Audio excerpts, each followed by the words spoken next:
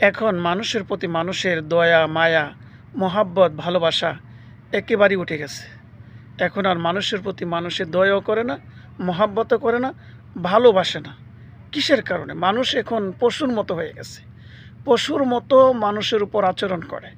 এজন্যই দয়া মায়া উঠে গেছে।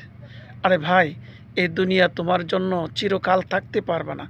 এই দুনিয়া ক্ষণস্থায়ী কিছুদিনের জন্য। আবার এই দুনিয়া থেকে তোমার চলে যেতে হবে। তুমি এই দুনিয়ার মধ্যে বাহাদুরি, তোমার ক্ষমতা, তোমার পাওয়ার, তুমি সব কিছু দেখাইতে পারবা। আল্লাহর কাছে যে যাইবা, আল্লাহ যে তোমার কাছ থেকে সব কিছু হিসাব নিবে, ওই সময় তো তোমার কাছে কেউ আসবে না তোমাকে একটু সহযোগিতা করতে। এবং ওই সময় তোমার কোনো পাওয়ার চলবে না, কোনো ক্ষমতা চলবে না, কোনো কিছুই চলবে না। ভাই, এখনও সময় আছে।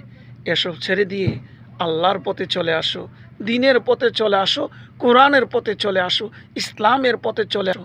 যে পথে আসলে আল্লাহ এবং আল্লাহ রাজি খুশি হয়ে সে পথে চলে আসো। আল্লাহ সবাইকে কবুল করো।